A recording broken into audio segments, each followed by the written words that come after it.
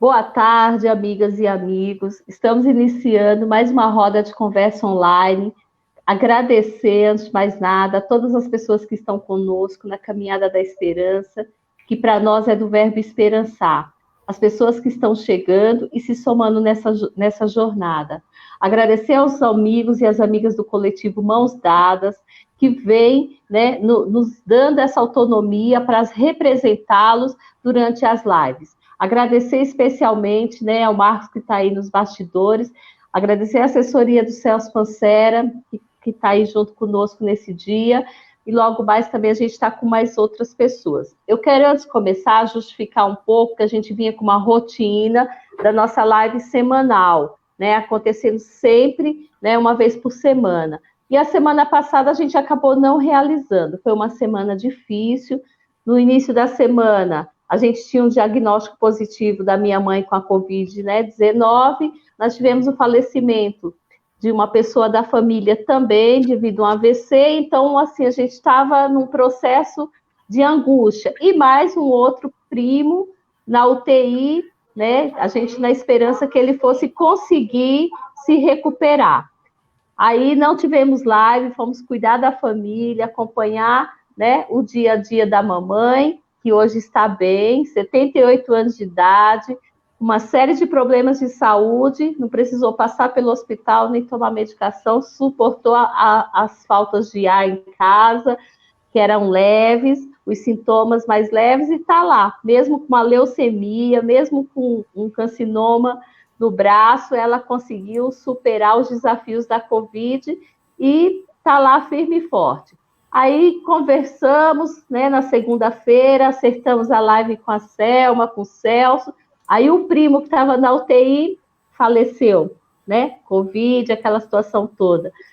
Nos solidarizamos, tal, falamos, e agora? A gente adia, cancela, tal? Aí os outros primos falaram, não, vamos continuar do jeito que ele gostava desse movimento, vamos manter nossa live no sábado, que a sociedade precisa, os nossos amigos precisam, né? A gente tem uma live que tem uma participação muito boa, de diversos segmentos da educação, da saúde, e aí a gente manteve a live de hoje. Então, foi isso que aconteceu, que a gente não realizou live a semana passada, mas hoje nós estamos retomando as discussões, tá certo?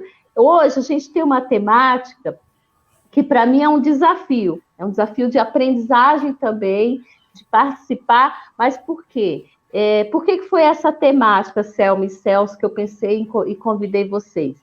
Nós estamos numa discussão do programa de governo. Aí nós, com todo esse processo da pandemia, a gente montou um aplicativo e distribuímos para as pessoas que estão em torno da nossa pré-candidatura. Vieram diversas propostas na educação, mas veio também muitas propostas relacionadas à tecnologia, né, enfim. E a gente falou assim, como é que a gente constrói um pouco desse momento de formação? Porque a gente entende as lives também como um período de formação. É como se fosse uma plenária que a gente fizesse antigamente e que hoje a gente está fazendo online. Então, por isso que a gente pensou um pouco em discutir toda essa questão da educação, da ciência, tecnologia, nesses tempos que a gente está passando, né? Os impactos que a gente está passando, a crise que a gente está passando e como é que a gente lida com toda essa questão, né? Nós temos presenciado aí no país todos esses momentos de não investimento na educação. E agora, na pandemia, a gente percebeu o quanto isso avançou na negação da ciência, na negação né, de toda essa questão, que tem sido uma opção do governo brasileiro atual, né? Passando por cima aí de um grande período que nós tivemos de crescimento, de expansão e desenvolvimento nessa área. De repente, a gente vê todo um projeto que vinha se desenvolvendo, todo o investimento que vinha acontecendo, né, dar uma ré aí e ficar para trás.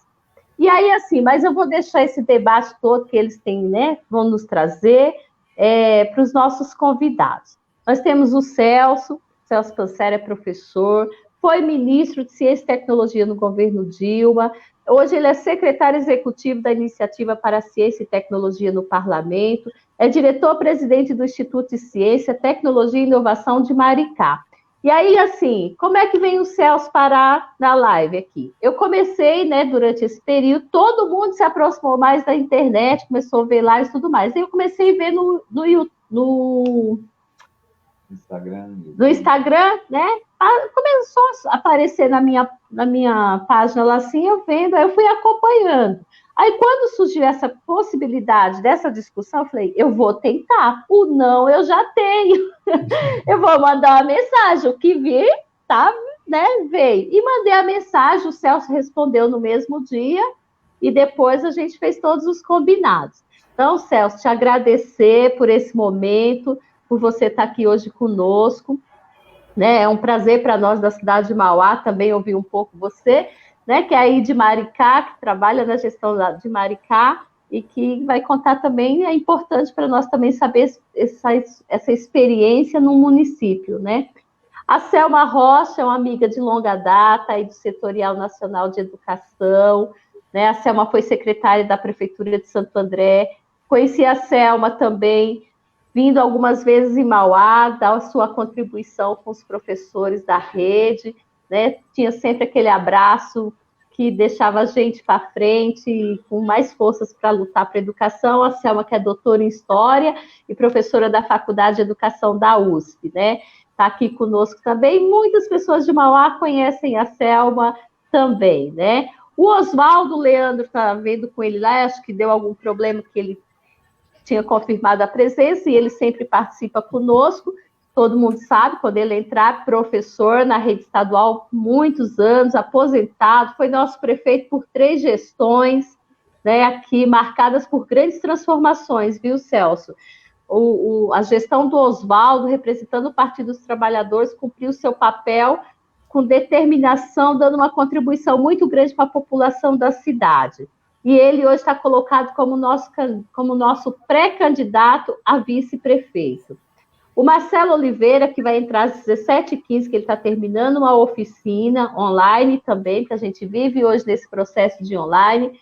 Né? O Marcelo é o nosso vereador por 3 mandatos aqui na cidade, né? Está aí, fez toda a sua formação voltado para a questão de gestão pública, mas anterior a isso ele era do movimento sindical, funcionário da General Motors, tem toda a sua história no movimento sindical, no movimento popular. E hoje a gente, né, o partido aprovou o nome dele como pré-candidato a prefeito, e eles falaram, a gente quer participar para ouvir um pouquinho o que né, a gente conhecer um pouco mais, aprender um pouco mais, que a gente faz das lives, né, esse momento de aprendizagem.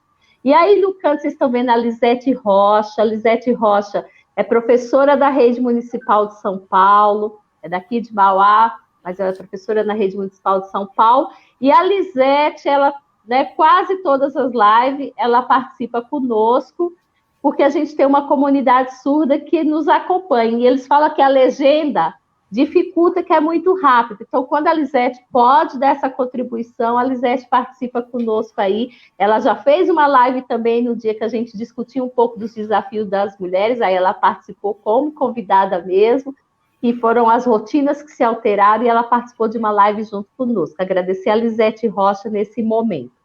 Bom, a gente ia passar também nesse momento, pós essa apresentação, né, para que todo mundo fizesse uma breve saudação, mas como o Oswaldo e o Marcelo ainda não entraram, eu passo para o Celso e para a Selma fazerem as suas saudações, e depois a gente vai iniciando, e quando eles chegarem, no momento oportuno, a gente coloca eles para dar a saudação deles também. Pode ser assim? Então, vou passar para a Selma ali, fazer sua saudação, depois para o Celso. Então, boa tarde, Cida, boa tarde, Celso, boa tarde, Lisete, boa tarde a todos que estão nos assistindo.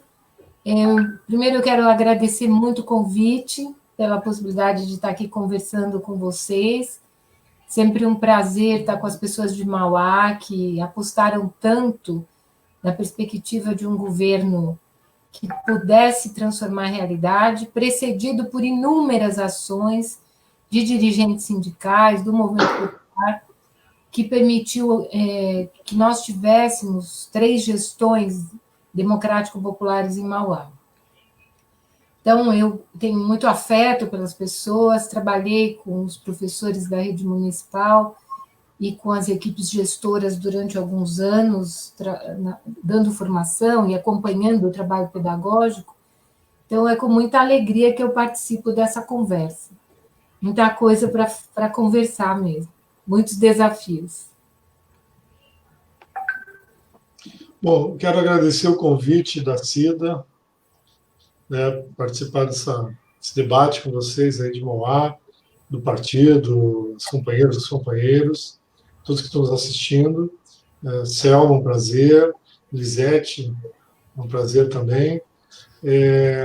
Acho importante a gente aproveitar esses espaços, né, até porque a internet ela abriu essa possibilidade de horizontalizar um pouquinho mais as informações, tornar mais acessíveis as informações, e nesse momento em que as pessoas estão muito retidas em casa, né, uma parcela importante da população tem ficado em casa, a gente aproveita para debater as coisas que são de relevância mesmo na política, né? E eu acho que vamos conversar um pouquinho aqui sobre educação, ciência e tecnologia, aí com o pessoal de Mauá, que está formando um programa de governo. É muito oportuno o debate, né? E Cida, foi um prazer ter recebido o convite de vocês. Quando eu vi o convite, eu falei, claro que eu vou participar, né? Porque não, né? A gente estabelecer esse diálogo e esse debate com companheiros e companheiras que a gente nem conhece pessoalmente, mas que conhece de história de luta e que sabe que foram referências aí na municipalidade de gestão voltada para a população que mais precisa, né? E particularmente para a construção de uma cidadania mais democrática e mais saudável para todos, diferente desse governo tóxico que nós temos hoje, tanto em nível federal como em nível estadual. É um prazer. Obrigado, Celso. Obrigado, Selma. O prazer é nosso estar recebendo vocês. Vou passar para o Oswaldo, acabou de entrar. O Oswaldo está fazendo uma saudação também. Boa tarde, Oswaldo. Seja bem-vindo. Boa tarde, Cida. Boa tarde, Lisete. Boa tarde, Celso. Boa tarde, Selma, Rocha. É uma satisfação estar com vocês aqui nessa tarde, numa live, discutindo assuntos tão importantes como é a educação e como tem sido maltratado pelos nossos governantes em todos os níveis, como o Celso disse. E dentro desse quadro de pandemia, vem mais innecessariamente para mostrar que o pobre é o que mais sofre. A pandemia, o afastamento e o acesso via internet, com certeza, prejudica mais aqueles que têm menos recursos. É mais um elemento no distanciamento das classes sociais. É importante essa discussão nesse momento. É uma satisfação.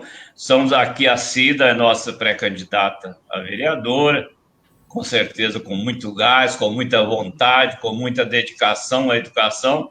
É uma satisfação muito grande estar com vocês aqui esta tarde.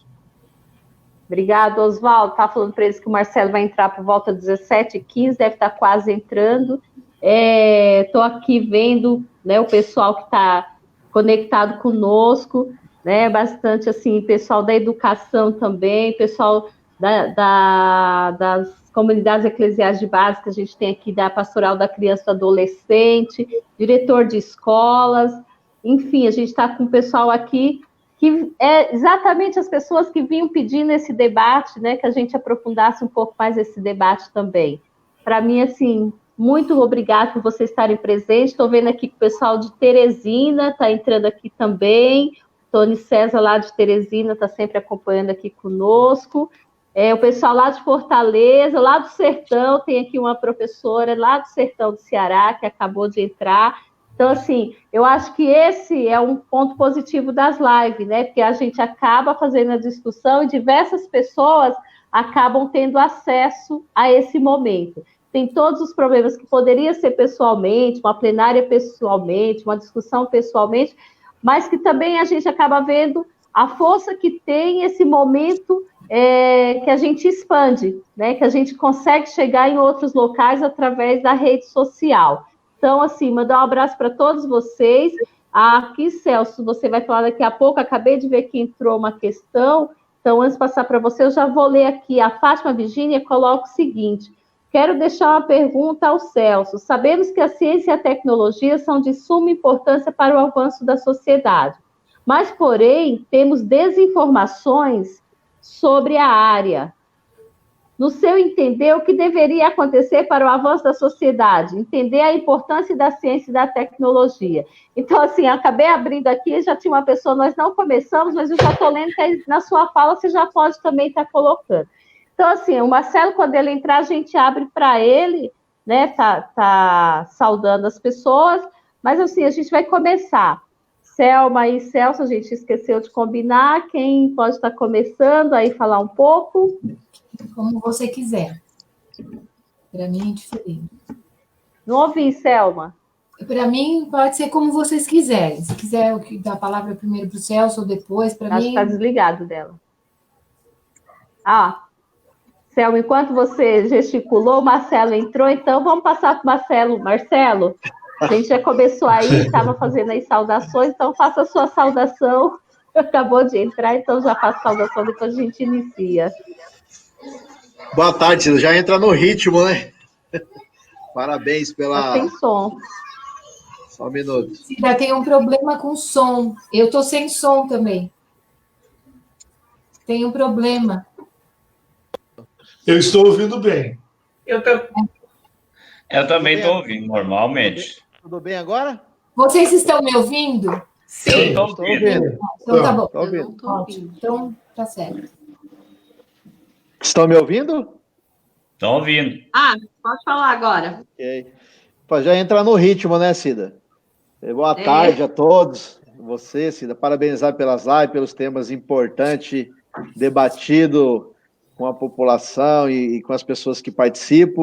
Um abraço aí para a Lisete, um abraço para o Celso, o ministro. Uma satisfação muito grande estar contigo hoje, para nós conversarmos aqui um pouquinho, tema importante para a nossa cidade. Selma Rocha, companheira, tudo bem? Prazer estar contigo aqui também, uma satisfação muito grande. E o nosso Oswaldo Dias, prefeito da cidade por 3 mandatos, e nosso pré-candidato a vice-prefeito. E a todos que estão nos assistindo, um abraço. Valeu, Marcelo, obrigado pela participação. Então, eu vou estar passando para a Selma ou para o Celso. Eu que estava com problema aqui, que não estava ouvindo vocês, mas vocês estavam no ar. Quem pode começar aí? Eu posso começar, para daí depois aquecer um pouquinho. Bom, eu queria começar dizendo que nós estamos vivendo uma situação bastante diferente de tudo que nós já experimentamos, né? Essa pandemia, ela mudou completamente em 3 ou 4 meses aqui no Brasil, os nossos hábitos, a nossa vida, e tornou muito evidente o que tem sido no âmbito da educação, o que tem sido no âmbito da sociedade, de maneira mais abrangente, o projeto neoliberal.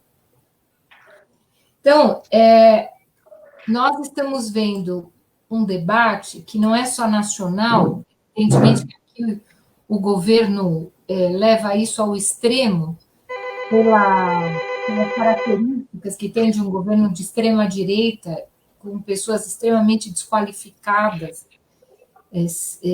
para gerir a coisa pública. Por quê desqualificadas? Porque elas estão preocupadas com outro problema, que é o mercado.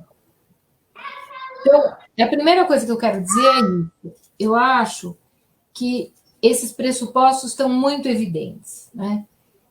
Há esse desafio de enfrentar os pressupostos neoliberais aqui, mas também no mundo, né? Há 2 meses atrás, o vice-governador do Texas declarou que tem coisas muito mais importantes do que a vida. E, ao falar disso, ele estava falando, obviamente, do mercado. Então, a minha opinião é que nós vamos ter agora e no pós-pandemia uma disputa muito grande de interesses esses ligados a essa dinâmica do capitalismo nesse momento, que é extremamente violenta no que se refere aos padrões de concentração. E acho que isso tem um impacto extraordinário na educação. Por quê? Porque, diferentemente da saúde, na saúde, a circunstância da pandemia tornou evidente a imprescindibilidade do SUS. Então, está muito claro que, se não fosse o SUS, a tragédia social no Brasil seria de proporções inimagináveis.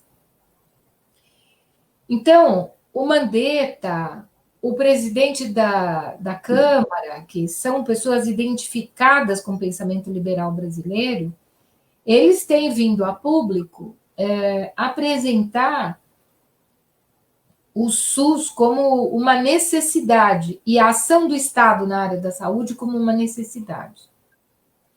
No caso da educação, nós estamos assistindo o contrário. Por quê? Porque o setor empresarial, que tem interesse em entrar na educação básica, não só na educação superior, mas viu, na circunstância da pandemia, uma chance de entrar usando a tecnologia. Esses setores não são novos e nem disputam fundo público agora. Isso é algo que tem história no Brasil.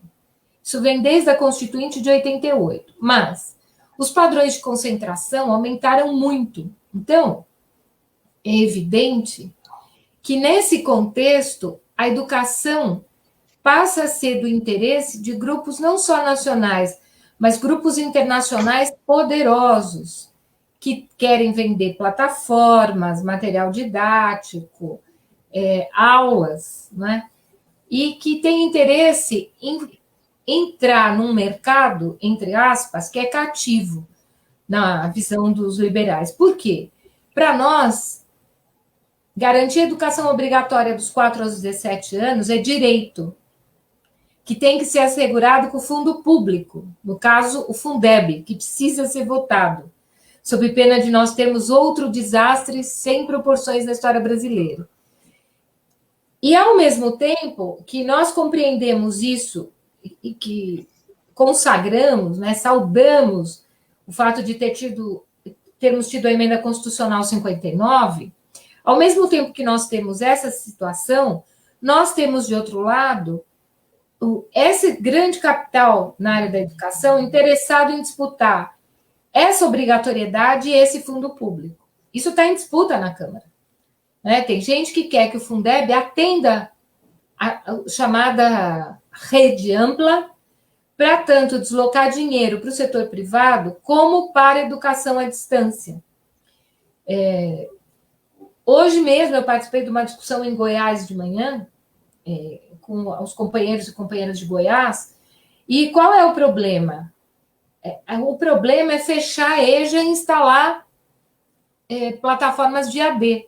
Sequer de AD, porque a IAD é regulamentada no Brasil, mas não é disso que se trata. O que as pessoas querem é fazer educação remota de péssima qualidade e usar fundo público para financiar esses grupos que têm interesses dessa natureza. O que está na origem disso no governo Bolsonaro? A chamada educação doméstica, homeschooling. Eu vou falar rapidinho disso. A Cida não me disse quantos minutos eu tenho, mas eu calculo que sejam uns 10, 15 minutos, é isso? Para não ficar cansativo, né? Você me dá um alô, Cida, por favor, senão a gente vai falando e... Então, vejam, rapidamente, o que a homeschooling trouxe? A ministra Damares pretendia deslocar a educação para o território doméstico, sob controle do MEC, que não tem estrutura de supervisão para fazer isso. Quem conhece educação sabe que supervisão e a responsabilidade da supervisão da educação básica do ensino é do governo municipal, do governo estadual. Ela deslocou essa possibilidade para o MEC, sem estrutura de supervisão, sendo que o MEC se manifestaria sobre o desempenho das crianças e a complementação dos programas uma vez por ano. Essa circunstância tornou evidente uma coisa muito pequenininha que estava lá na exposição de motivos, que era a seguinte: o MEC pode apoiar iniciativas de apoio às famílias. O que significava isso? Que os grandes grupos econômicos, como a Pearson, por exemplo, que é a segunda maior empresa, é uma empresa inglesa, que a segunda maior vendedora de produtos educacionais nos Estados Unidos, que tem um grande interesse de entrar no mercado aqui. Eu estou dando o exemplo da Pearson, mas tem outras. Então, isso despertou o interesse desses setores. E ela buscou flexibilizar a fiscalização dos conselhos tutelares em relação à educação presencial para fazer isso. Então, vejam, a pandemia só tornou isso mais potente. E tornou isso mais potente também considerando um problema importante, que o governo federal não teve a menor responsabilidade na coordenação das políticas educacionais em parceria com os estados e municípios. O Brasil votou um Plano Nacional de Educação, os estados e os municípios, os planos estaduais e municipais. Estes planos deveriam ser a referência de articulação de um sistema nacional de educação que pudesse, neste momento, por exemplo, discutir quais são as medidas que teriam que ser tomadas em relação à educação para que nós não tivéssemos a situação que nós estamos tendo dos governos estaduais, especialmente montando plataformas, exigindo um cumprimento burocrático por parte dos pais, por parte dos professores, em relação ao cumprimento dos conteúdos curriculares, sem deixar margem, de fato, para que os problemas que as famílias estão vivendo apareçam. Então, ausência de equipamentos, ausência de internet, convivência familiar em habitações extremamente precárias. A criança, às vezes, não tem nenhum espacinho para se concentrar.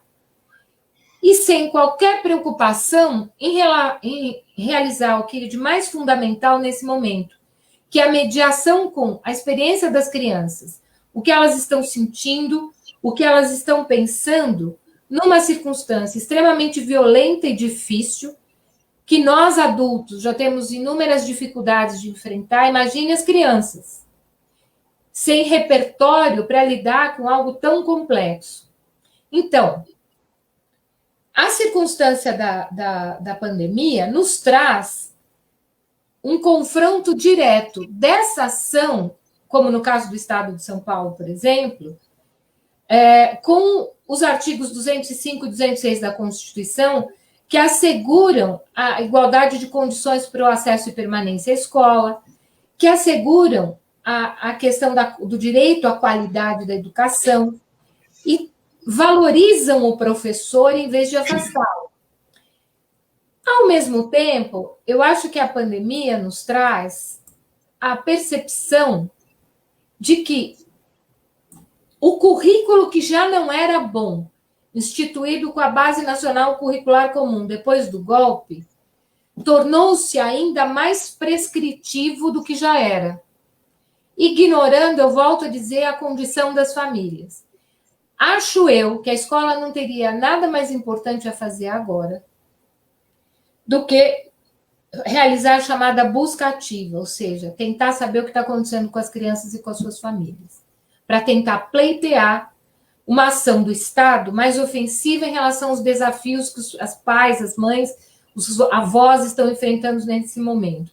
Eu dou um exemplo aqui de São Paulo, eu estava contando isso hoje de manhã.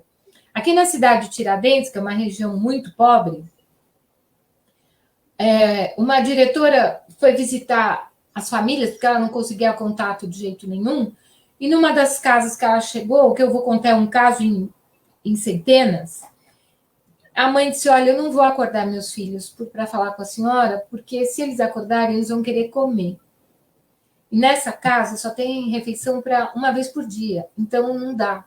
Se eu acordar eles para falar com a senhora, eles vão gastar essa refeição e depois eu não vou ter outra para dar para eles. E isso era a realidade nas periferias. É essa realidade que nós temos que enfrentar. A garantia da merenda, água, sabão e internet. Está simplificando o problema? Não, não estou simplificando o problema. Sem água e sabão, sem álcool, sem internet para se comunicar em função de todos esses problemas, e sem comida na mesa, não há quem possa aprender alguma coisa. Isso é uma falácia. E essa tentativa do governo do Estado de agora reabrir as escolas no dia 8 de setembro, é algo, do meu ponto de vista, gravíssimo. Porque nós vamos expor os professores à doença. A situação de controle da pandemia no Estado não mostra que nós estamos retroagindo. Ao contrário, a doença está avançando para o interior e está estabilizada na capital. São centenas e centenas de pessoas que morrem todos os dias, configurando milhares no cômputo geral. Então, me parece que é muito importante que nós façamos a discussão da tecnologia, neste momento, sob essa perspectiva. Eu não tenho dúvidas de que, pós-pandemia, a discussão da tecnologia tem que entrar nas escolas. Mas não entrar apenas para que os professores aprendam a mexer em plataforma, o que é muito importante. Aprender a usar os instrumentos é muito importante. Tem sido um desafio para todos nós. Mas é muito importante que a tecnologia entre na escola, para que a escola seja também um elemento crítico em relação àquilo que a tecnologia traz de alienante em relação às condições de reflexão sobre o tempo que nós vivemos. É preciso que a gente diga que tecnologia sempre existiu. O homem sempre produziu artefatos para sobreviver, para se comunicar, para desenvolver o trabalho e para estabelecer a sua vida societária. Então, é importante que nós entendamos que nos últimos 60 anos nós tivemos mais mudanças no campo tecnológico do que nós tivemos em 130 anos da Revolução Industrial, entre o século XVIII e o século XIX. Essas modificações tão profundas, elas mudaram a visão de território, elas mudaram a visão de tempo. E os neoliberais procuram o tempo todo capturar o tempo e fazer com que só o tempo veloz, o tempo do mercado prevaleça. O tempo da escola não é o tempo do mercado. E não pode ser. O tempo da escola exige reflexão, exige que nós consideremos o desenvolvimento cognitivo das crianças. Então, a tecnologia na escola tem que significar reflexão sobre a tecnologia também. E não simplesmente aquilo que nós estamos verificando, que é uma tentativa de fazer os professores agirem 10, 12, 13 horas em plataformas.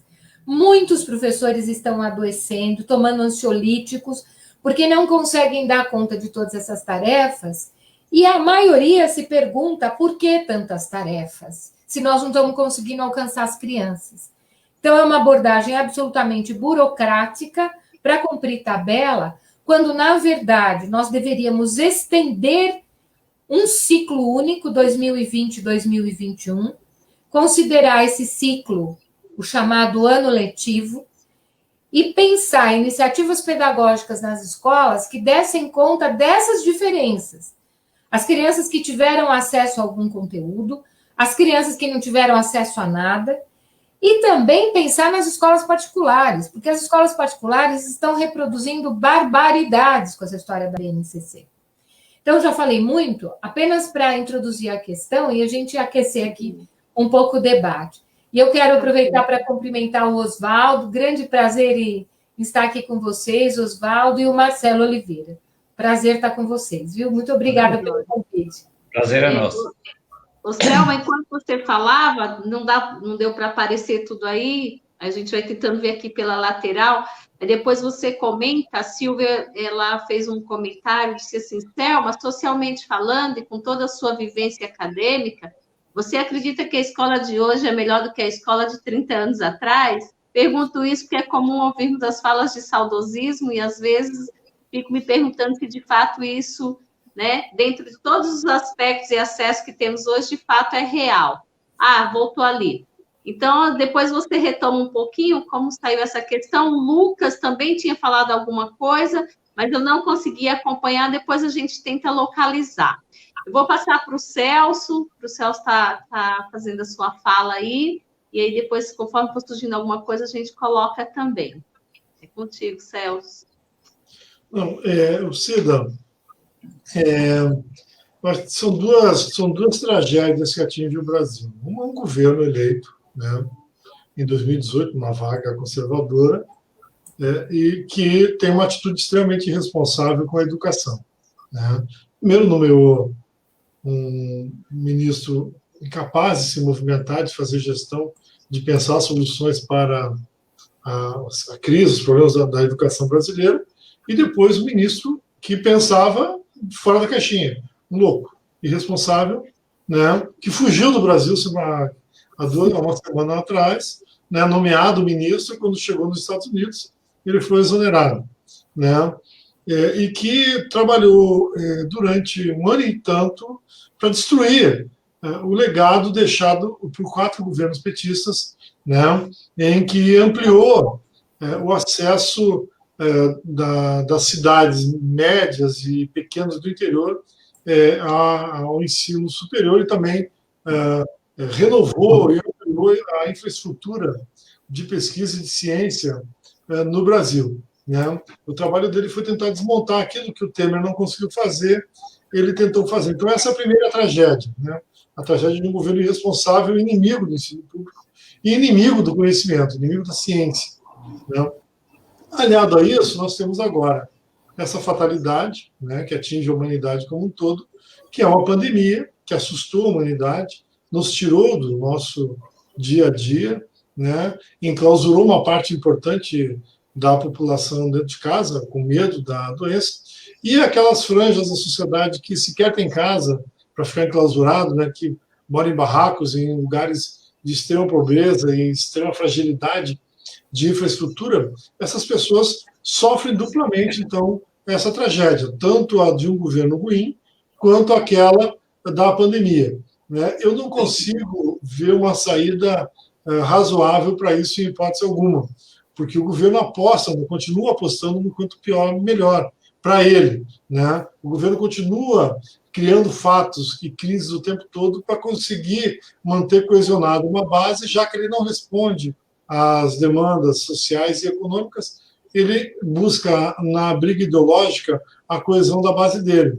E isso significa não ter plano de governo, nem ruim, nem bom, eles não têm, né? E numa crise, você potencializa a crise e potencializa a situação que nós estamos vivendo. Então, eu moro na Baixada Fluminense, em Duque de Caxias, aqui a pobreza é extrema, o entorno da minha residência é bastante pobre, eu tenho uma vivência muito forte nas comunidades aqui da região, e eu fico imaginando, né, como que essas pessoas vão sair dessa situação, sem emprego, né, sem proteção do Estado, e com as crianças em casa sem se alimentar e sem infraestrutura para estudar.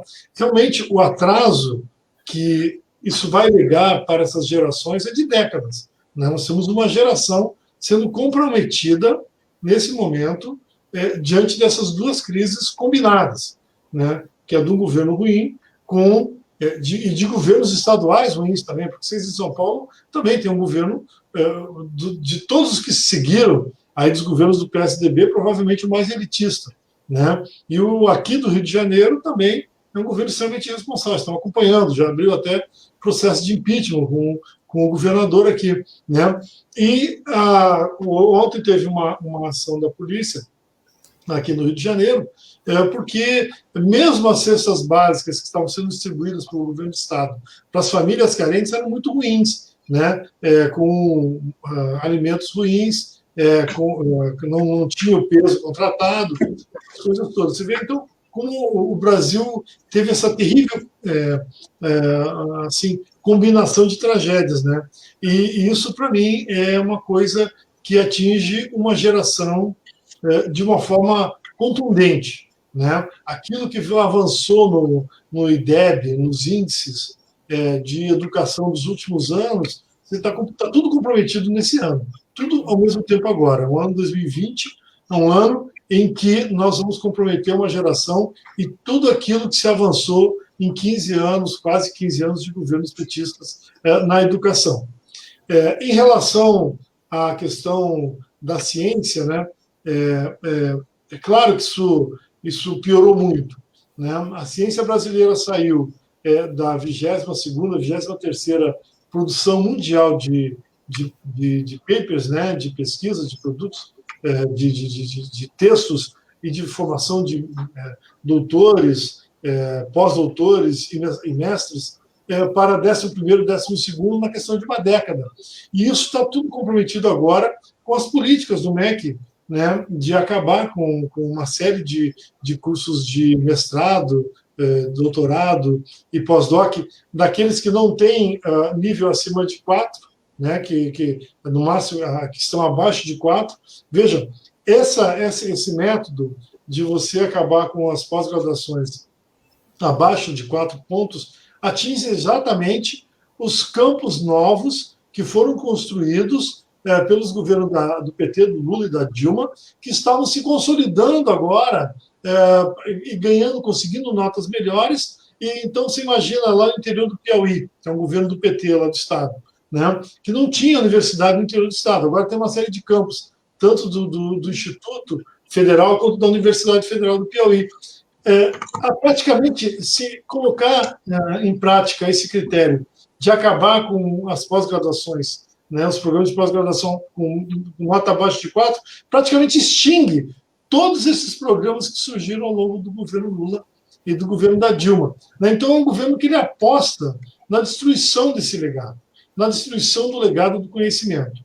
E a ciência apanha com isso, né, porque ela não tem recursos. O CNPq, em 2015, tinha 105 mil bolsas, agora fechou ano passado com 84 mil bolsas, esse ano deve fechar com em torno de 78, 77 mil bolsas. Nós estamos falando que em 5 anos, né, o CNPq vai fechar em torno de 30 mil bolsas. Né? Isso destrói a base crítica de conhecimento que você tem nas universidades, e exatamente aquela população que acessou a universidade nesse período e que precisa da bolsa para conseguir estudar. Então, vem como, fora a questão do ensino fundamental, do ensino básico, que a Selma falou agora, que é uma realidade cruel, nós estamos levando essa crueldade também, essa realidade dura, para o ensino superior.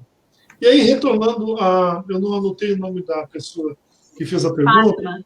Ela comentou aqui agora, não esquece minha pergunta. Não. Porque o tempo é curto, mas assim, o que nós temos que fazer? Eu, assim, o companheiro Oswaldo foi prefeito já, e com certeza tem mais experiência que eu de gestão de cidade. Marcelo será prefeito também, a gente está aqui torcendo, e do que puder ajudar, a gente vai ajudar. Mas fundamental é que no ensino básico tenha iniciação científica, o contato das crianças à ciência, né? A ciência básica é ensinar o gosto pela ciência, o gosto pela biologia, pela química, pela física, pela matemática, pela geografia, pela história, isso, pela filosofia. Isso é a base de todo conhecimento, né? Então, essas pessoas precisam ser ganhas ainda na infância, para que elas cresçam com vontade de aprender isso. Então, programas nessa área, a Olimpíada Brasileira de Matemática e Língua Portuguesa, por exemplo, é fundamental, mas é fundamental também que os municípios desenvolvam programas nessa área, para ganhar essa juventude, essas crianças, para o gosto da ciência, né? Isso aí não tem jeito, é necessário fazer. Em relação a outra fala, que é para a professora Selma, mas que eu queria falar, eu acho que hoje em dia é melhor. A sensação de pior é porque tem mais gente na escola, né? No meu tempo de criança, quando a gente estudava, eu lembro que lá no interior do Rio Grande do Sul, nós tínhamos aula das 8 da manhã às 10 horas. Quando chovia, não tínhamos aula, né? Internet nem existia naquele tempo, televisão, multimídia, não existia nada. Nós tínhamos era um livro para o ano inteiro, né? Que tinha naquele tempo, as 4 disciplinas básicas, que era português, matemática, ciências e biologia, né? E estava tudo, ciências e história e geografia. Era isso que nós tínhamos, era um livro para o ano inteiro, né? E quando a Constituição nova criou, estabeleceu prazos para a LDB, depois estabeleceram prazos para a universalização do acesso das crianças às escolas. Então, o que houve? Houve uma expansão da rede básica de ensino, do ensino fundamental, particularmente. As prefeituras tinham que cumprir metas de expansão e de acesso, e depois teriam que ter voltado para programas de melhoria de qualidade da infraestrutura, dos salários, né, e da qualidade dos professores, da formação dos professores. Uma boa parte disso não conseguiu fazer. Veio o Fundeb, melhorou um pouquinho a questão da valorização dos salários dos professores, mas eu falo da realidade da Baixada Fluminense. Houve universalização de acesso. Foram compradas escolas privadas, galpões, construídas escolas de uma forma às pressas e sem uma infraestrutura adequada, e não voltaram, depois as prefeituras não voltaram para melhorar essas condições. Então, a sensação que tem é que é ruim. E é ruim, de fato, né? Mas antigamente era pior. Por quê? Porque você tinha menos escolas, talvez escolas com mais qualidade, mas quem acessava era uma parcela muito menor da sociedade, né? Aquele filho do pobre, da trabalhadora, do trabalhador, da periferia, não tinha acesso mesmo, né? Então, hoje ele tem acesso. O que nós temos que trabalhar, e devia ter dado continuidade aos projetos que a Dilma e que o Lula tocaram, que era de melhorar a qualidade da infraestrutura, os processos de formação de professores, né? E de valorização do sistema de ensino, que, infelizmente, com o golpe de 2016, esse processo acabou, né, e a gente vê um desmonte disso. Mas eu diria que, apesar disso, ainda assim, é melhor do que era antigamente.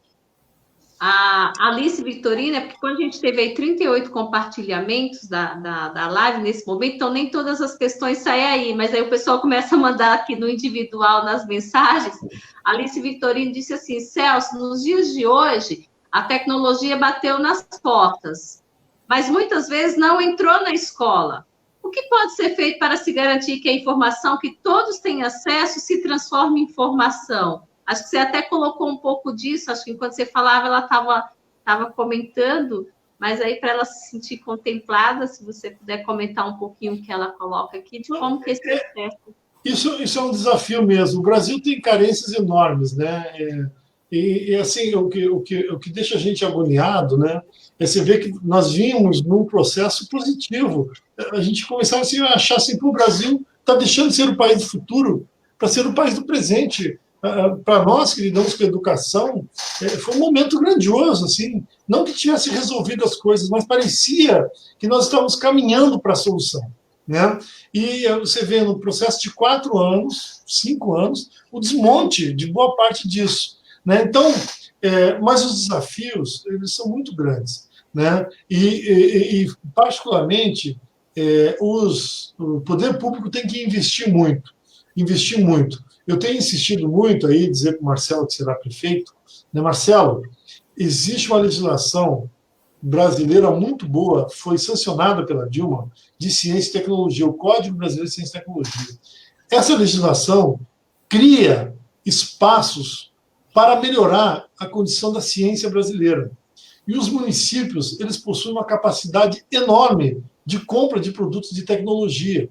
Então, o prefeito inteligente, ele tem que criar um sistema no seu município para que as suas compras municipais, né, o gasto que a prefeitura vai fazer em sistemas, por exemplo, de ensino, em gestão de rede de saúde, em merenda, uniformes, sistemas inteligentes de transporte, precisam ser produzidos na cidade, financiados pela prefeitura, através de editais, de formação de startups, criar os fundos municipais de ciência e tecnologia. Eu diria, Marcelo, que se você pegar em Mauá R$2 ou R$3 por habitante por ano e colocar num fundo de ciência e tecnologia e apostar em soluções próprias da cidade para criar sistemas, por exemplo, a Selma falou assim, não tem EAD, né, Selma? Agora o que estão fazendo é um arremedo de ensinar à distância, né?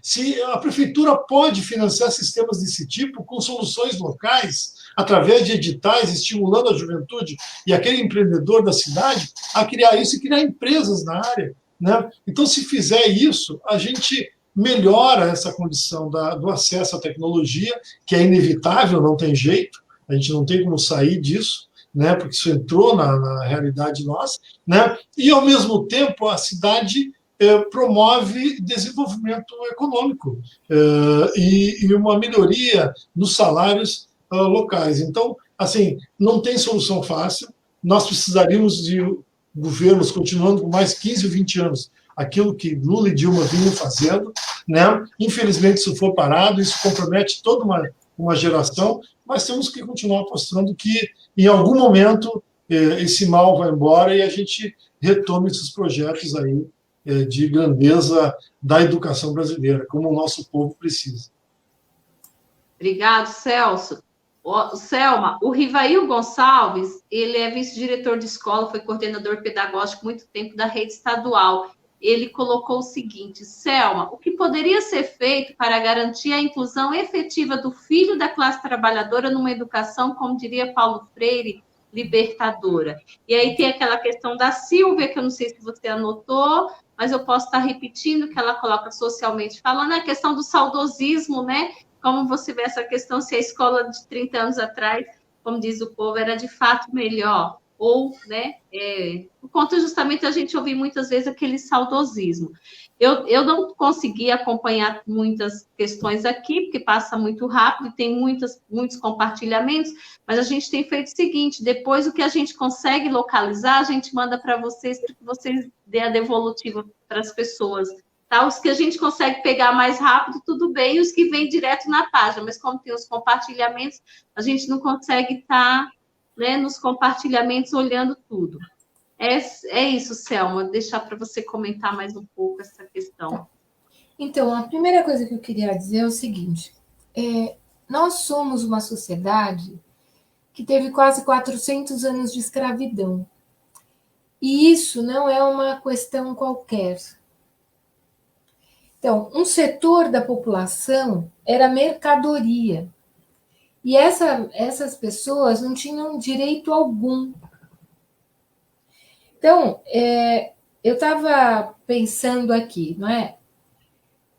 Entre 2005 e 2011, o número de negros nas universidades dobrou por causa da lei de cotas. Depois, a lei de cotas garantiu que 50% das vagas fossem para os alunos de escola pública. O que significa isso na nossa cultura? Significa o enfrentamento de uma cultura política profundamente excludente, porque não é só econômico.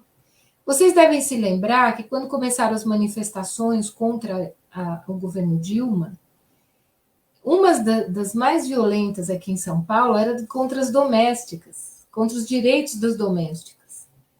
Mulheres negras que moram na periferia, na sua maioria, que gastam horas no transporte público, que voltam para casa e têm que trabalhar em casa, acumulando com trabalho externo, sem lazer, sem direito à cultura, enfrentando todas as adversidades da vida como se fosse uma cidadã de segunda classe. Por que eu estou tocando nisso?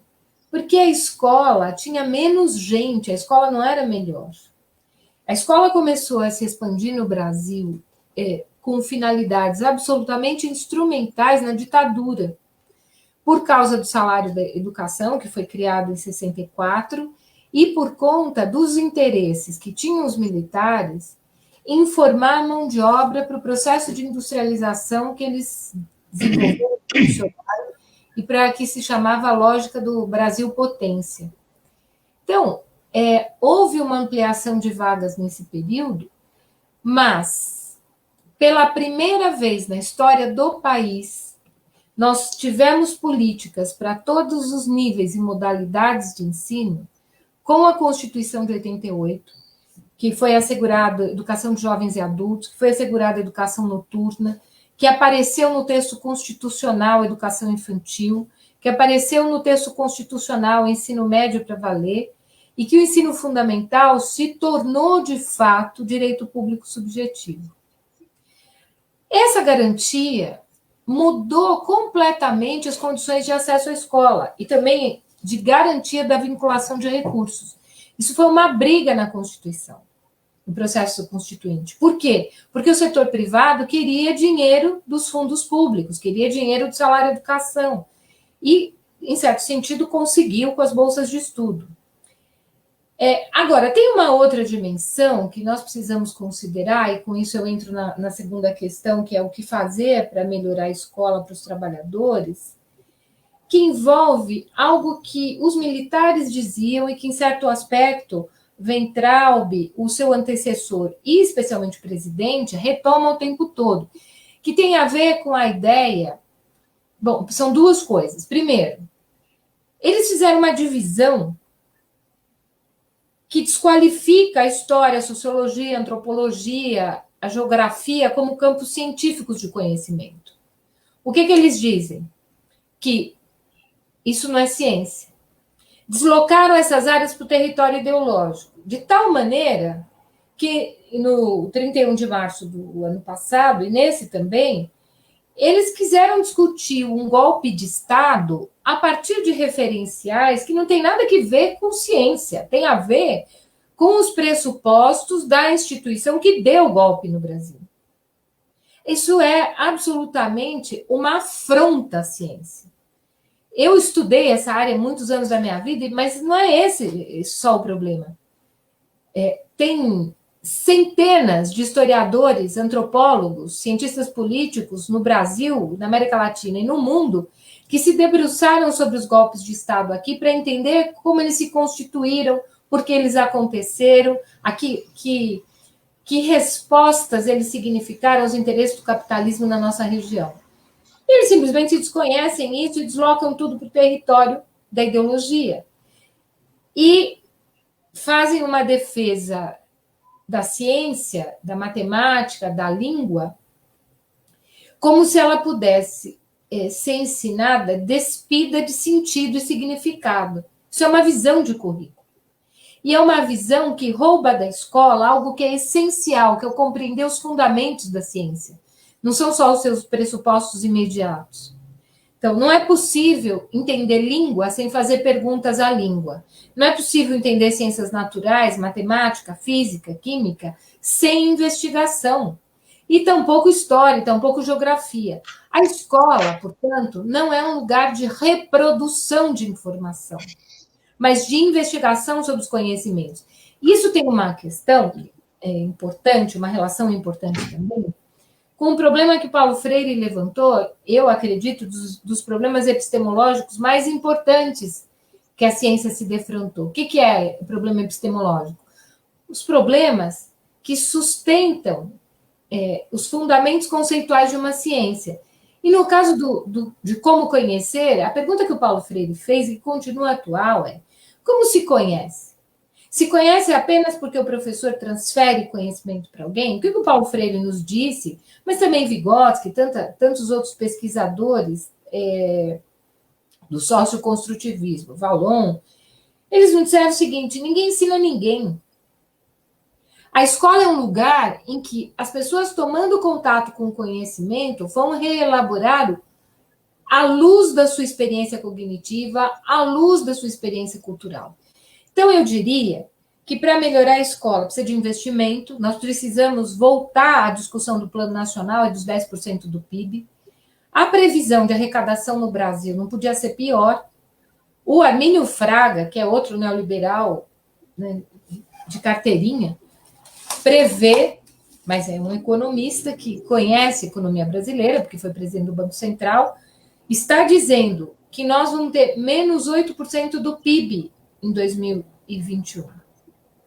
Bom, esse horizonte torna muito difícil a situação dos municípios. Marcelo vai ser candidato, ele vai enfrentar, e o Oswaldo como vice, uma circunstância de queda de arrecadação que não será pequena.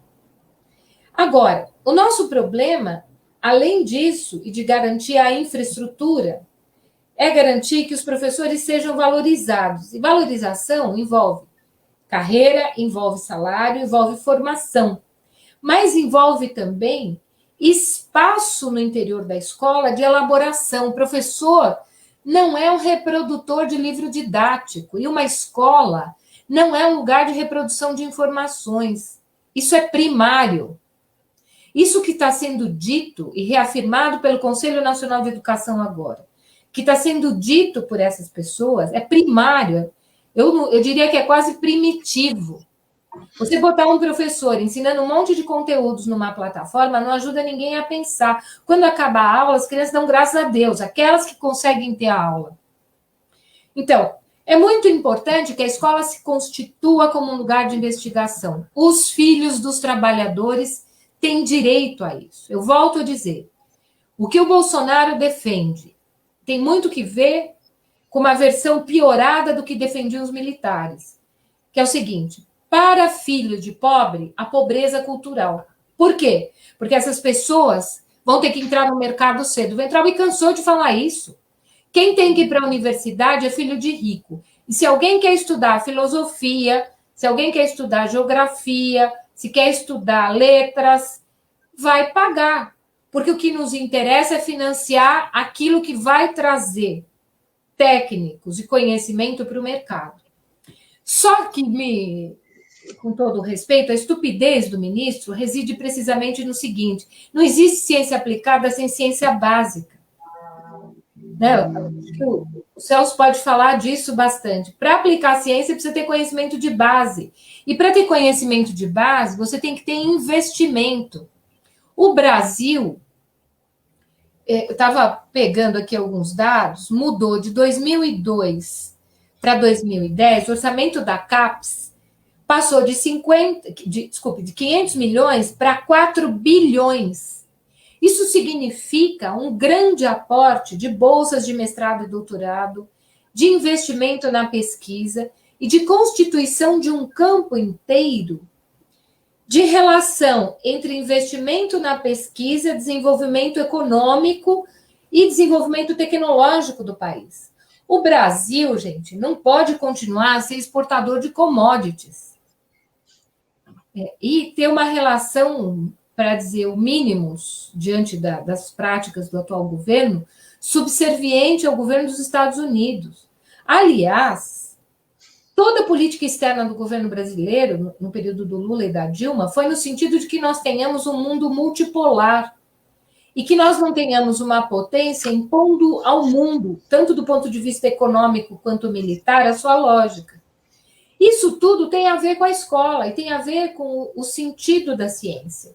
Porque se nós queremos um país de fato soberano, nós temos que desenvolver nossa capacidade de produzir em áreas que sejam estratégicas para que o Brasil tenha alguma competitividade no mercado internacional, mas, sobretudo e fundamentalmente, que possa atender às necessidades do seu povo.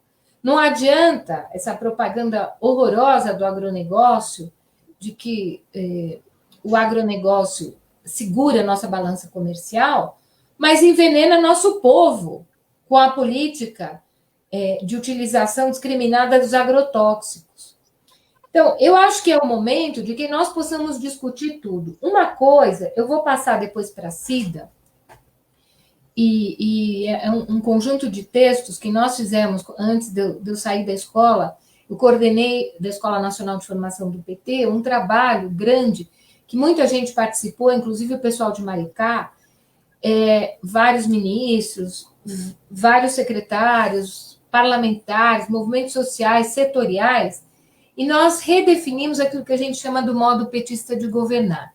E uma das coisas mais importantes que nós constituímos como referência nesse texto é o desenvolvimento da proposta de transição ecológica. E com isso eu termino, que eu já falei muito.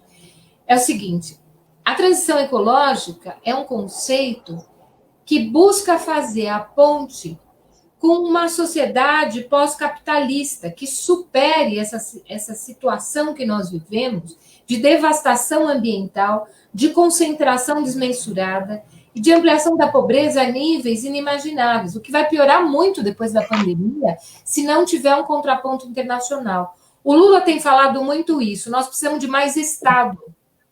E isso não é um problema nacional, não é um problema do Brasil, é um problema do mundo. Se não tiver mais Estado, não tiver política para acabar com a fome, nós não teremos saída.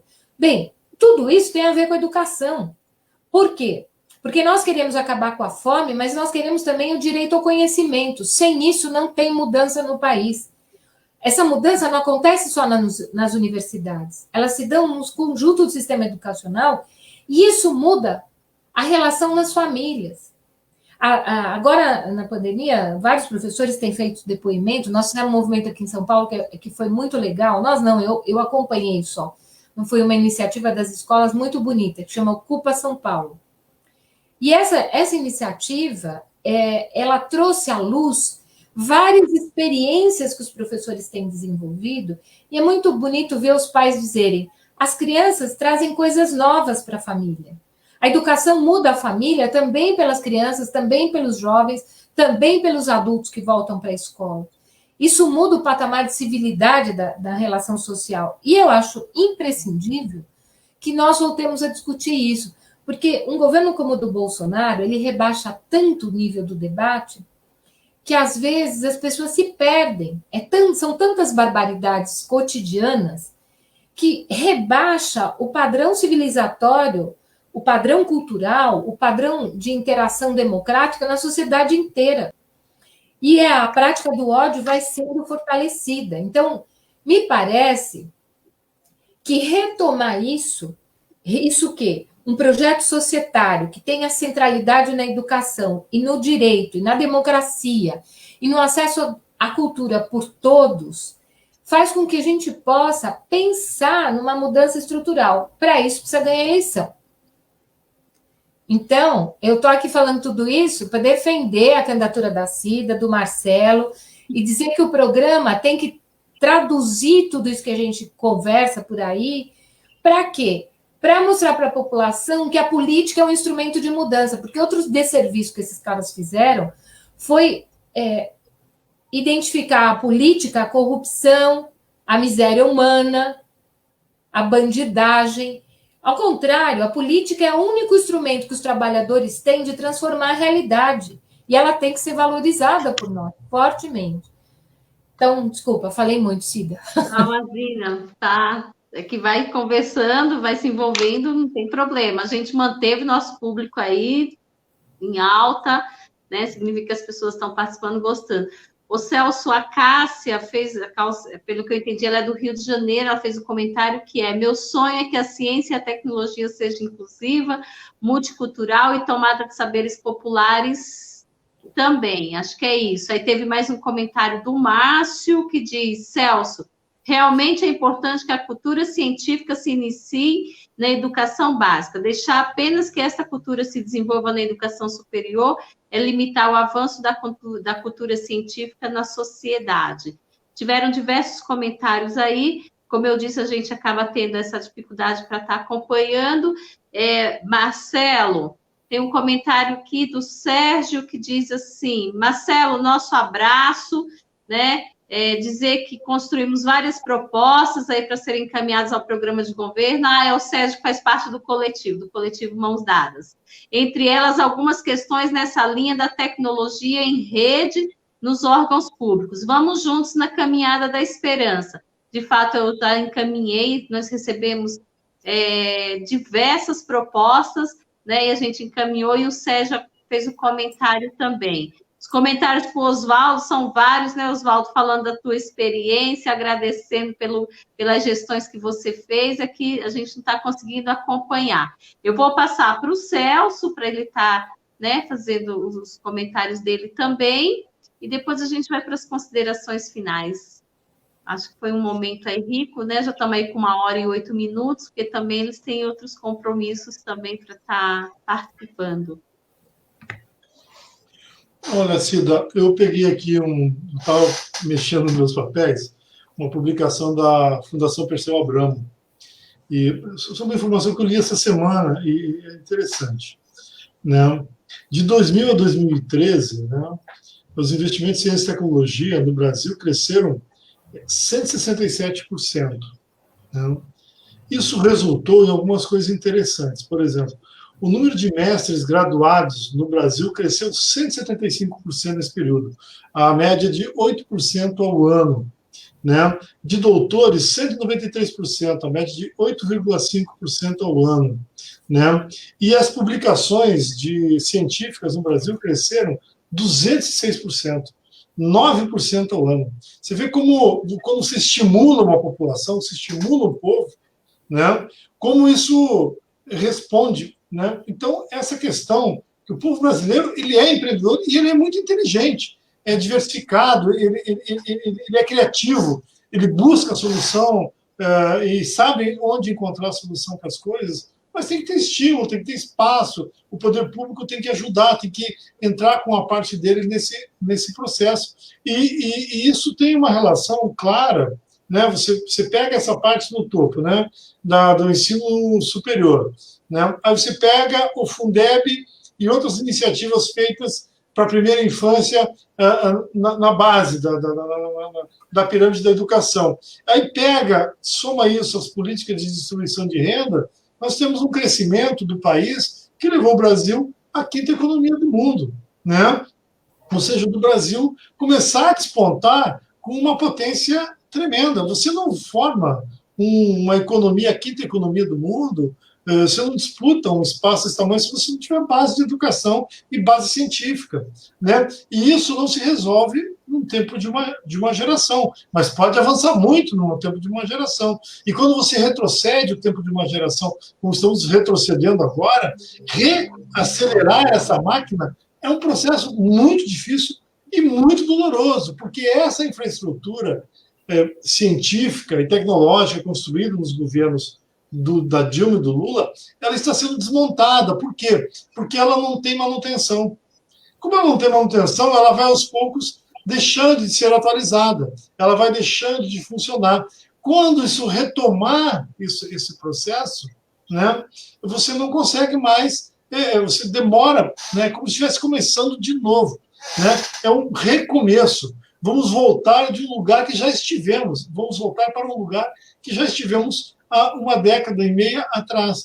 Isso que é muito ruim. Então, o que nos agonia, né, o que nos dá essa tristeza, vamos dizer assim, em olhar para a realidade hoje, é dizer, poxa, fizemos tanto, lutamos contra a ditadura, construímos instrumentos da sociedade civil, da classe trabalhadora, de defesa das mulheres, dos negros, né, dos LGBTs. A sociedade avançou tanto em tantos, né, em tantas 30 anos, uma nova Constituição, né, e agora nós temos esse ataque tão duro, né, ao longo de 4 anos, mas esses últimos 2 anos, assim, absurdo, que nos diz o seguinte: estão tentando, de fato, destruir esse legado, não vão conseguir, mas o que está sendo feito para a gente depois retomar o ponto que estávamos em 2015, 2014, vai ser muito difícil, muito doloroso. Mas eu acho que, felizmente, tem muita gente aí, como o Marcelo, como o Oswaldo, como a Cida, né, que não fogem à luta, né, da disputa eleitoral, porque ela é um palco fundamental de debate e disputa da consciência, né, e é onde se discute programa, é onde a gente leva as ideias para o debate junto ao público. É fundamental que isso seja feito, né, e esse ano nós faremos isso com todas as dificuldades que teremos, mas é muito importante isso, né? É muito importante que a gente retome esse debate, né? E essa questão da cultura aí que o Márcio falou, da cultura científico-tecnológica, é uma coisa muito importante, a gente debate isso, né? Mas, Selma, não é uma contradição com aquilo que você falou, que os conhecimentos na área chamada áreas humanas, né? Eles precedem a engenharia, a matemática, ela é precedida pela filosofia, pela história, pela geografia, pela poesia, pela semiótica, né? São tantas coisas que precedem para depois, se você não tem questionamento, você não tem a busca da solução matemática e da criação da solução de engenharia, né? E quem não enxerga isso, ou burro, ou é muito burro, muito ignorante, ou tem profunda má-fé, mesmo que muitas vezes é má-fé. Né? Muitas vezes é pensamento de elite que não quer disseminar o conhecimento para não perder aquele status de ser um polo diferenciado da população, mesmo que o outro seja muito pobre. Né? Tem gente que consegue conviver bem com pobreza no entorno. Agora, outras pessoas como a gente não conseguimos. Nós não conseguimos, e a gente precisa fazer a luta pela igualdade social, né? E esse debate é importante. Então, quando eu vejo o Márcio, eu conheço o Márcio, a gente trabalha junto há muitos anos, né? E o Márcio tem um programa de televisão, ele debate essa questão, ele é um bom debatedor, aliás, assim, dá para você falar. O Márcio falou agora há pouco aí, para tratar dessas questões aí de sociedade do conhecimento e sociedade científica. Ele entende mesmo. Mas eu digo assim, a gente debate isso, mas sabendo que esse conhecimento, que é o científico, que é o tecnológico, ele é precedido pelo conhecimento humano, pelo acúmulo de conhecimento que a humanidade tem. E que se isso não existir, nós não estaríamos hoje onde estamos. Não existiria os smartphones se não tivesse internet, se não tivesse tela sensível, se não tivesse os algoritmos. E isso só existiu porque em algum momento o Estado, em algum lugar do planeta, algum Estado, algum poder público investiu em pesquisa. E isso foi cumulativo de centenas de anos estudando filosofia, matemática, filosofia, história, geografia, né, biologia, química, nessas coisas que formam a base do conhecimento humano. Né? Então, quando a gente fala em sociedade científico-tecnológica, a gente tem que colocar que isso é decorrência do conhecimento humano, da área que é a base de tudo, que é a filosofia, que são as ciências sociais. Eu agradeço o convite, né? Eu já vou me despedindo, Cida, porque eu acho que, né, você falou as falas finais, né? E estou à disposição de vocês, inclusive, se quiserem fazer debate aí de programa de governo, e a gente ajuda a debater, Marcelo e Oswaldo e Cida, sem nenhum problema, né? A gente gosta disso, é parte da nossa vida, né? E isso cada vez, essa questão é cada vez mais debatida em público, né? Se torna cada vez mais importante, e uma base sólida de um programa na área ajuda na disputa das consciências e dos processos eleitorais. Estamos à disposição de vocês aí, sempre que precisar. Obrigado. Vi ali que o Vanderlei, né, foi coordenador da PUESP de Mauá, dando os parabéns aí para o Celso e para a Selma pela excelente exposição, né, está participando aqui conosco. Obrigado, Celso, de fato foi um momento muito rico e nosso agradecimento, sim. Vou pedir para o Oswaldo fazer a sua fala aí, suas considerações, está sempre aqui conosco participando, observando. Tá bom, Cida. Eu primeiro quero dizer da satisfação de estar aqui com o Celso e Selma, e com você e o Marcelo, né, nesse debate, nessa discussão. Eu queria pontuar rapidamente 4 questões básicas. Primeiro, o governo Bolsonaro. Governo assassino, porque ele não é responsável pela doença, não é ele que trouxe a doença, mas ele é responsável pela caso que ele fez da pandemia, dizendo que era uma gripezinha e, como tal, ele tratou esse tempo todo. Incentivou as pessoas a ir para a rua, não acatou a orientação das organizações mundiais de saúde. Então, eu considero que é um governo assassino. Depois eu quero vir para Mauá e dizer que Mauá tem que se preocupar prioritariamente com educação até os 5 anos. Tem que ser prioridade praticamente absoluta. E eu explico, inclusive, por quê. A Selma esteve aí várias vezes dando assessoria em Mauá, ela conhece bem essa realidade. Uma outra questão que eu queria colocar dentro dessa questão, que justifica, inclusive, que Mauá só pode preocupar com a educação até os 5 anos, é a desigualdade de unidades da federação. No ABC, nós temos cidade que tem R$9.000 per capita ano por pessoa. Mauá tem 2,4, orçamento de 2019. Enquanto o município tem R$9.000 per capita, Mauá é 2,4. Portanto, enquanto nesse outro município, a preocupação do prefeito é de cuidar de uma pessoa, com esse mesmo recurso, a Mauá tem que cuidar de 4.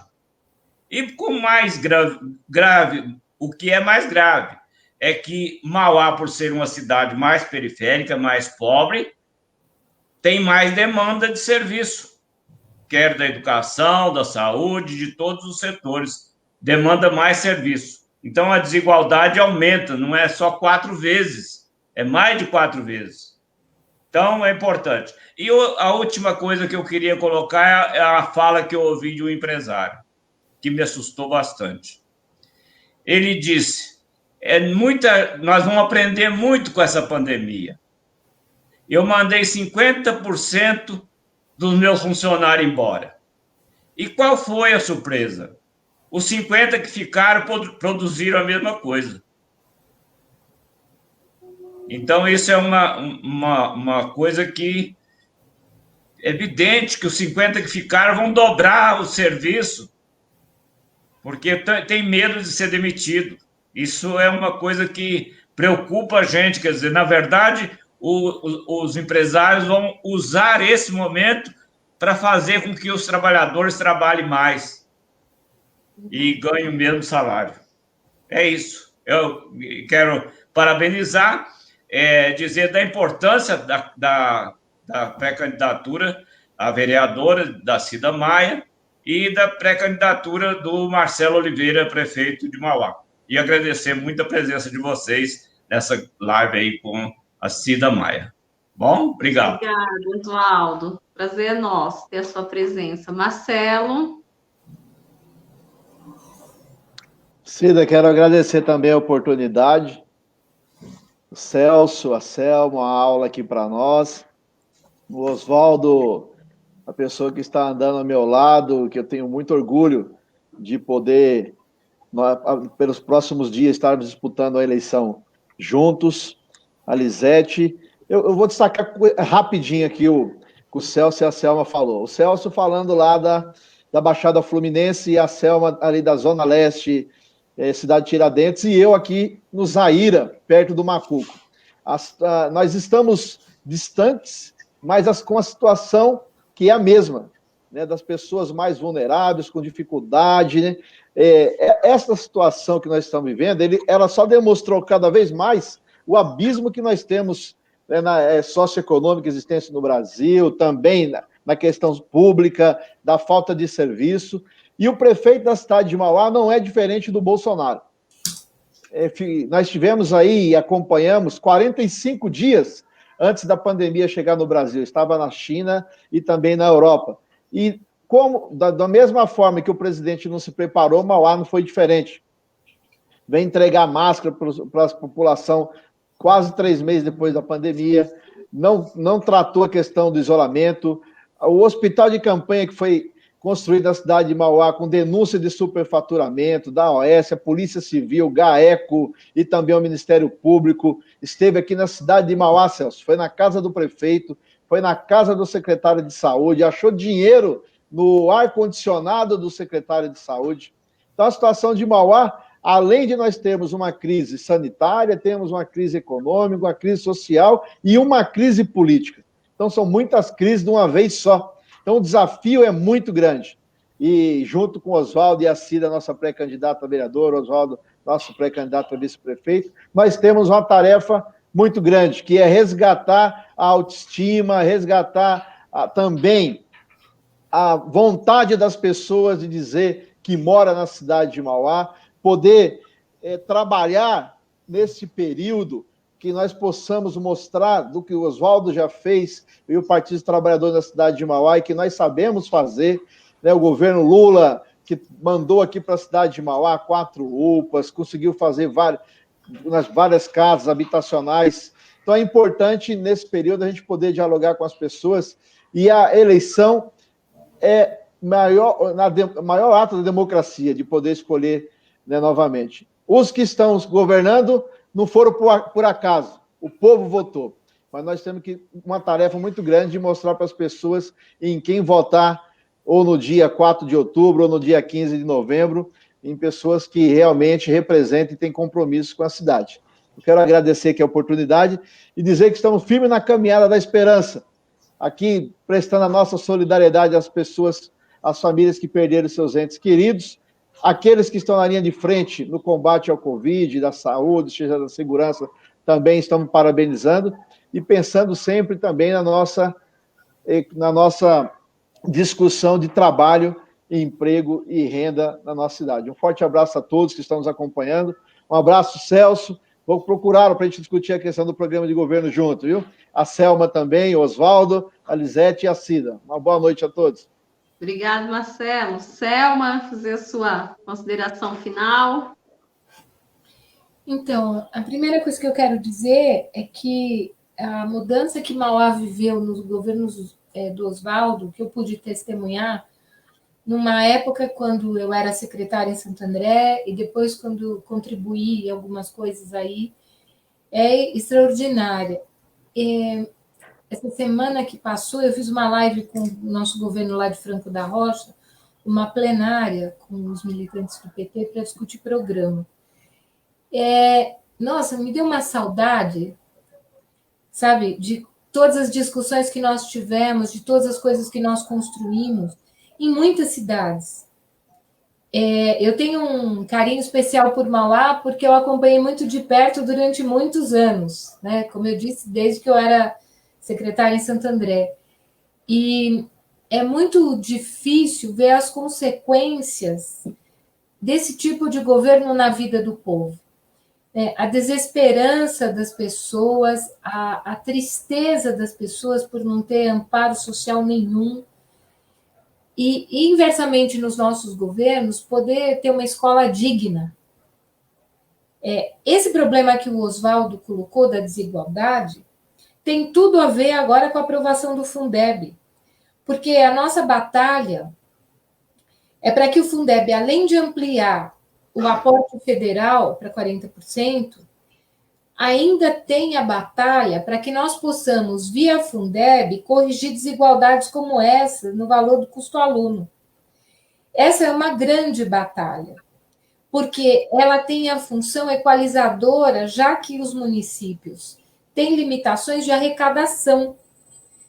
O grande problema é que essa desigualdade deve envolver, não é, mais para frente, uma superação, uma repactuação entre municípios e estados de união, que permita, de fato, que os municípios possam ter um nível de arrecadação mais equitativo, considerando a sua atividade econômica e considerando o fundo de participação dos municípios, o fundo de participação dos estados. Eu sei dos desafios que o Mauá enfrentou na situação de financiamento e quero dizer para vocês também que, no caso da educação infantil, vai ser preciso muito trabalho, porque a condição de ampliação, dadas as circunstâncias orçamentárias, não é simples. Mas isso tem que ser enfrentado e pode ser enfrentado, né? Se é um desafio grande em muitas cidades. E uma outra coisa que eu queria falar para vocês, eu me lembro de vários meninos que estavam em Ciências Sem Fronteiras, estudando engenharia, que o sonho deles, pessoas que eu conheci aqui, era ir trabalhar na Petrobras. Então, esses meninos diziam que orgulho que nós temos de ter o pré-sal, de ter essa ciência. Eu falei, eu quero fazer engenharia para ir para a Petrobras. Essa geração, um desses meninos, eu conversei, quando logo que teve o golpe, ele falou, eu vou embora do Brasil. Eu não vou ficar aqui sofrendo, porque eles vão destruir a Petrobras, vão destruir todas as empresas públicas, e tudo que eu tenho a aportar de conhecimento, de experiência, eu não quero dar de abraçada para o setor privado. Isso é uma das razões, um dos problemas do nosso país. Nós perdemos inteligências, nós perdemos cabeças, e essa lógica toda que foi desenvolvida recentemente quebra os patamares de internacionalização da universidade que nós estávamos alcançando. Eu vejo a desesperança, a tristeza dos jovens, dos meus alunos, em relação ao futuro. Eles falam, estão acabando com a profissão de professor. Como é que eu vou trabalhar? O que eu vou fazer? Então, eu acho que a luta para ganhar essas eleições em prefeituras como Mauá é uma luta fundamental, porque ela é um renascer da esperança por todos nós. Eu digo para vocês, que alegria que eu senti ao ouvir os relatos da secretária de Franco da Rocha. Eu voltei no tempo, ouvi coisas inteligentes, sérias, comprometidas. As experiências de Maricá, algumas eu acompanhei nessas discussões internas ao PT, e várias outras discussões que nós temos feito com sobre programa de governo que trazem a possibilidade, de fato, de que nós sejamos bastante ofensivos no debate com a população, não agressivos, ofensivos, no sentido de mostrar a importância que tem eleger um governo do PT e a importância que tem a valorização da política, eu volto a dizer, como instrumento de transformação social. A política como instrumento de participação social, que nos nossos governos, no governo do Oswaldo, teve muita importância. Eu acompanhei algumas sessões do orçamento participativo, debates públicos sobre as necessidades da educação, e o que a gente via? Via respeito, via compromisso, via o governo se esgoelando para achar saída para problemas dificílimos. Essas pessoas têm muito valor e elas têm que ser respeitadas e nós temos que contar essas coisas. Uma das coisas mais difíceis para o PT é falar o que faz. É impressionante isso. Tem uma coisa muito estranha aí. A capacidade de contar para a população, não é só por conta da tecnologia da informação, do nível de manipulação nas redes sociais, que isso é extraordinário, nós sabemos, mas nós temos que falar. E nós falarmos nessa circunstância é também um compromisso ético, porque tem milhões de pessoas que não podem falar nada, que não têm emprego, que estão nas ruas, que estão correndo risco de vida, ou por causa do vírus, ou por causa da falta de alimentos. Então, nosso compromisso ético tem que ser o de falar, de tornar tudo isso visível. Eu tenho participado de muitas lives com professores por aí, em vários lugares do Brasil, e eu digo isso, nós não podemos recuar de maneira nenhuma agora. Não é só porque existe a hipótese do impeachment, mas é porque não é um problema só do impeachment. Nós precisamos minar aquilo que sustentou a eleição do Bolsonaro. O que sustentou a eleição do Bolsonaro foi o setor financista no Brasil. E que faz com que a Globo agora fique negociando com o Bolsonaro para não derrubá-lo, mas para arrancar dele alguns compromissos. Essa maneira de lidar com a realidade, enquanto a grande maioria das famílias sofrem as perdas dos seus entes, os profissionais da saúde trabalhando sem salário no Rio de Janeiro e nós assistindo o deslocamento do dinheiro público que deveria estar pagando esses salários para circunstâncias de corrupção no Rio, tudo isso nos faz ter muita força, muito vigor para continuar a falar, continuar a conversar, continuar a pensar. É muito importante que a gente discuta propostas muito concretas, que a gente converse sobre com os eleitores, sobre a vida deles, sobre o que precisa melhorar e o que a gente pode fazer, mas também que a gente converse sobre as limitações. Porque se não mudar determinados patamares de financiamento no país, se o governo não usar uma parte das reservas para gerar investimento e emprego, nós não teremos saída para a miséria que vai se alastrar no país. Nós precisamos ganhar os governos para brigar com essa gente institucionalmente também, e no parlamento ainda mais. Então, o que eu posso dizer a vocês é muito obrigada, Celso, pela possibilidade da conversa, muito obrigada, Lisete, Oswaldo, Marcelo, sobretudo o agradecimento à Cida, que eu espero que realmente se eleja, o Marcelo também, e vocês sabem que podem contar comigo sempre que vocês quiserem ou precisarem.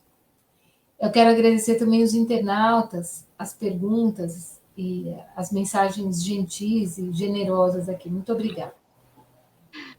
Obrigada. A Vanusa está colocando ali, Selma, suas contribuições em Mauá enriqueceram muito meu olhar sobre educação, transformaram o meu trabalho com os alunos. Obrigada por ter feito parte da minha vida e me fazer refletir sobre o que é educados.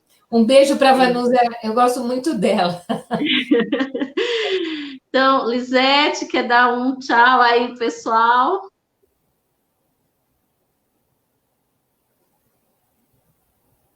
Ela está tentando abrir o microfone. Um prazer ter participado aqui da live. Muito obrigada a todos. Eu não vou soletrar, muitos nomes para soletrar, mas o Celso, a Selma, o Oswaldo, o Marcelo, muito obrigada pela participação. Muito obrigada, Cida, pela oportunidade de vir aqui interpretar. e falar de um tema que é muito importante para a comunidade surda, né? Que faz parte ali das minorias, né? E muitas vezes fica marginalizada de informação. Então, é muito importante a gente levar esse debate a elas, né? Obrigada. O Maurinho entrou agradecendo, falou que estava adorando o debate, as discussões. O Maurinho foi candidato a deputado federal pelo partido na última eleição, é daqui da cidade, da comunidade surda, e ele entrou aqui já também comentando. Um abraço para ele, para todos os demais. Bom, e assim a gente chega, né, ao final de mais uma roda de conversa. Nossa gratidão a você, Celso, a Selma, o Osvaldo, Marcela, Lisete e todas as pessoas que se dispuseram nesse sábado à tarde dialogar conosco, né? Eu avalio assim que foi um momento grandioso de informações e aprendizagens. Eu olhei rapidamente aqui, nós alcançamos aí até esse momento, né, 3.700 pessoas, de alguma forma, foram alcançadas com esse debate, que na página a gente consegue ver essas informações, né? Então, acredito que a gente conseguiu aí envolver diversas pessoas, mesmo que elas passem e voltem, mas a gente está aí proporcionando este momento, né? Quero dizer que eu estou muito feliz, né, pelo momento de hoje, que apesar de todos os cortes dos recursos das universidades federais, as ameaças dos fechamentos dos institutos federais, as mobilizações em defesa da educação pública que a gente está fazendo, a luta pelo Vota Fundeb, que há 15 dias atrás nosso debate foi esse aqui, também foi muito bom, né? Tudo isso exige esse intenso debate que a gente está fazendo, esse intenso diálogo que a gente está fazendo nas diversas esferas, seja governamental, seja na sociedade civil. E aí, hoje, enquanto página Cida Maia, né, que tem aí como identificação as políticas públicas, inclusão e justiça social, nós podemos contribuir com esse debate também. Então, para nós, é um momento, assim, muito importante, diante de todas as mazelas existentes aí, a gente poder contribuir com esse debate e também proporcionar um pouco de informações para as pessoas. Bom, eu não sou estudiosa das questões tecnológicas, né? Tenho dificuldades, me perco nos termos, que são muitos, e aí a gente conseguiu fazer essa discussão aqui bem de forma que as pessoas compreendessem essa parte da questão da tecnológica. Mas, assim, no meu entendimento, né, na questão bem prática da rede pública que a gente tem, e, assim, na grandeza da minha simplicidade nessa discussão, eu ouso opinar que se faz necessário, diante do que a gente recebeu das nossas propostas de programa de governo, Marcelo, que já está aí com a coordenação, né, que a gente emergir com urgência essa inovação tecnológica nos serviços públicos, né, que garanta as informações, a comunicação em rede, por exemplo, nas próprias unidades básicas de saúde, nas próprias escolas da cidade, né? Acredito que inovação tecnológica, ela exige diversas alterações. O Celso já nos deu a dica aí do código que a gente tem brasileiro, da legislação que a gente tem. E aí a gente precisa também trabalhar essa questão da legislação municipal, né? E com esse foco, englobando as políticas públicas de forma objetiva, de forma que atinja de fato que as pessoas, né, sejam contempladas. E aí eu acho que por isso que cá estamos hoje, porque acreditamos e queremos discutir e avançar com projetos que vão ao encontro, de fato, das necessidades da nossa gente, do nosso povo aqui da cidade. Então, meu muito obrigado pela discussão, Celso, Selma, né? A Selma que vai ter um outro momento para vir discutir, que a gente já está se preparando aí sobre a questão da educação infantil, questão das creches, né? A gente tem algumas questões aí colocadas. Nosso muito obrigado. Agradecer ao coletivo Mãos Dadas, para quem não sabe, é o coletivo que eu participo, é um coletivo que tem pessoas diversas participando, a gente foi se encontrando, foi movimentando, e aí deu a origem à minha pré-candidatura, através do coletivo Os Mãos Dadas, né? Por caminharem comigo nesse sonho, juntos, né? E para finalizar, eu quero citar algo de Paulo Freire, porque eu acho que ele resume, até por isso que eu estava pegando aqui, que eu queria pegar a frase por completo, ele resume um pouco, não dos outros, mas um pouco de mim, no dia de hoje, um pouco da minha pessoa diante dessa discussão que nós fizemos. Ninguém lê ou estuda autenticamente, se não assume. diante do texto ou do objeto da curiosidade? A forma crítica de ser ou de estar sendo sujeito da curiosidade? Sujeito da leitura? Sujeito do processo de conhecer em que se acha? Então, meu grande abraço a todas as pessoas, a todos vocês, o meu muito obrigado e até a próxima, pessoal aí que está aí conectado. Beijo. Parou.